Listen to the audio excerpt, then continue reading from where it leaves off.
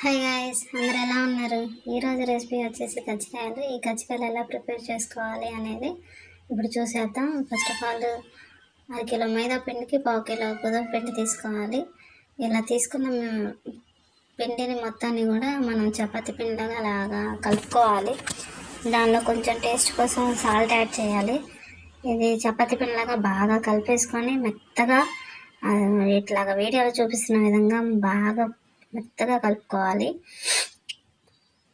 Next అది మొత్తం కలిపిన తర్వాత ఇలా ఉండలా చేసుకొని అలా మెత్తగా అట్లా రావాలంట మా మమ్మీ చెప్పింది.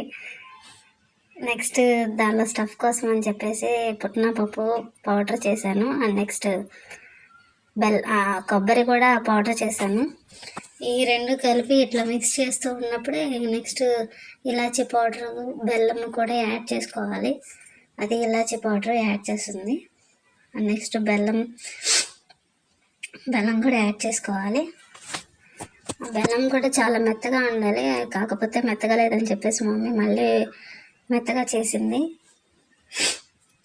నెక్స్ట్ ఇంకొక రకం దానికోసం అని చెప్పేసి డ్రై ఫ్రూట్స్ పౌడర్ చేశాను. డ్రై ఫ్రూట్స్, కోకోనట్ ఇవన్నీ కూడా పౌడర్ చేశాను.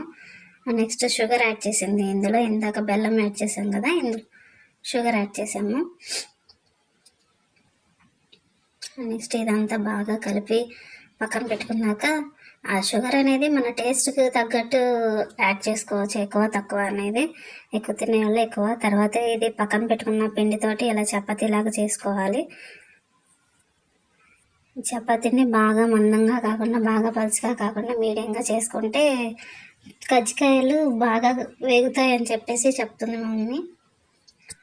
సో అది అయిపోయినాక ఈ కజ్జికాయలు చేసుకున్న ఇది ఉంటుంది కదండి చెక్క, దీంతో అలాగ చపాతీ పెట్టేసి అందులో స్టఫ్ మనం ప్రిపేర్ చేసుకున్నది పెట్టేసుకొని ఒత్తేసుకోవటమే. ఇదిగోండి మేము ప్రిపేర్ చేసుకున్న పౌడర్,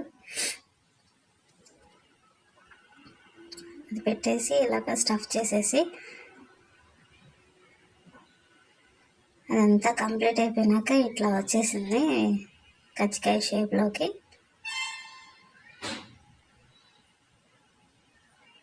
ఇవన్నీ ప్రిపేర్ చేసుకున్నాము. చాలా ఎన్నైనా ఒక 20 అయ్యాయి. ఎంత తీసుకున్నాము? 1/2 కిలో అట్లాగే కదా తీసుకున్నాము.